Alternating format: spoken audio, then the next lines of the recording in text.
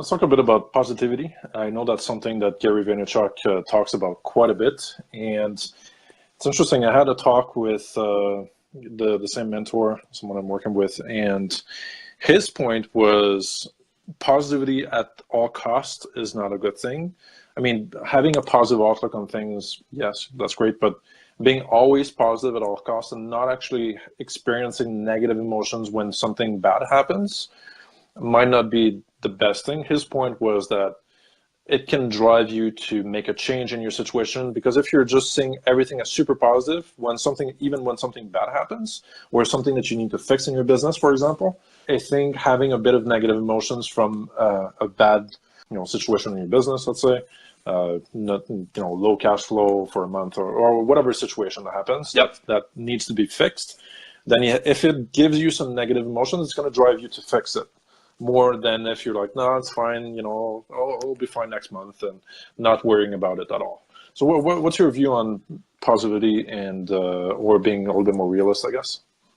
Yeah, it's an interesting one. My girlfriend and I have a lot of discussions about that, actually, as I tend to be the fervent optimist, and she brings me back to reality a lot, which is a good balancing act for us, to bring that perspective in, because I do think it is really important to see things in a real mindset. I think there are a lot of times when it's really critical for us to be able to understand, here are the challenges and here are the obstacles that come up in life. I'm a big fan of The Obstacle is the Way by Ryan Holiday.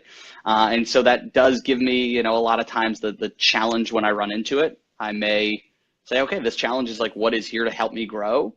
And so I do try and find a way to at least bring a positive spin on a lot of things, but sometimes life sucks. There are things that happen that are not good every single day, and really being able to tap into that and understand the feeling that brings up for me, and where do I move from there, I think is really kind of the important part, to be able to really clearly address and say, yeah, here's where I'm frustrated. Here's where I'm upset. Here's where I'm struggling. Is that first piece of vulnerability that I think is really important, especially when you get in those negative or really, stressful situations.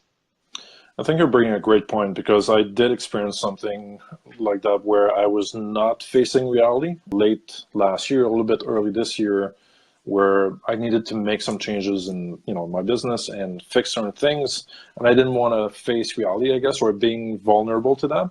So I kind of had a fluffy story about it and how I would get better, but the moment that I actually stopped and admitted that, okay, that part sucks and I need to fix it, it was liberating, because now I was facing the music. I was being okay with it being bad, as opposed to fighting it and resisting it and not admitting it. So the moment that I did admit it, at least I felt a lot more free to fix it, right? To do something about it at that point. Totally. I think that ability to be vulnerable is really huge. And I also believe that kind of as humans, we're conditioned to kind of wear these masks, where we have these qualities that we portray out to everyone else, but really on the inside, there's a lot of other stuff going on. And so I think the more that we can really start to get in touch with that, that's part of the reason why I like meditating and taking some of that more internal dialogue and understanding what's going on there for me, is where you can now start saying, okay, here's where I'm not maybe being authentic. Here's where I'm struggling. And if you take some of that time to really understand, well, here's where these emotions come up, you can actually, move a lot more effectively through kind of your day-to-day life. I listened to a podcast this morning with Tim Ferriss and Aubrey Marcus, who talked about doing this kind of dance ritual, this dance where you kind of do it kind of usually by yourself, maybe in a blindfold or in a dark room, where you just dance kind of actually like nobody is watching. And he was like, it's kind of interesting. And his quote was essentially along the lines of you stand there and you're dancing and you realize something going through your head, oh, if I move my hips this way, I'm going to be gay. And you're like, that's crazy. But you start getting in tune with that internal dialogue that's running in your mind, and you're just in a room by yourself. Imagine what people are thinking when they go out and actually dance somewhere else. And so really starting to get in touch with how you think and how you operate, and where do those kind of pieces of chatter come up in your mind that usually aren't self-serving. We are our own best critic.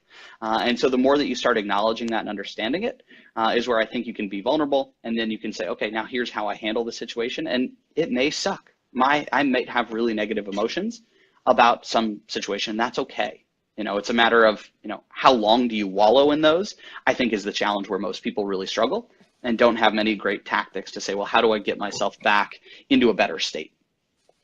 So I think the one thing that has worked for me personally, and I guess it's really a personal thing from person to person, but whenever I find myself kind of wallowing into a negative emotion, like some bad situation, something bad in my life, the one thing that always works is asking myself what I'm really grateful for and what I'm happy about, kind of the Tony Robbins questions.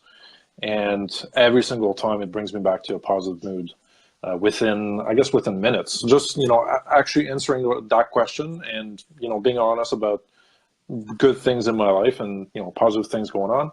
Yep. It gives me some perspective and makes me realize that, okay, that negative thing is not that bad. And I have all these positive things going on, right? So it gives you a bit of balance and a bit more perspective on your situation. Yeah, I think that's so true. And you'll see that like our brains are wired with, fight or flight.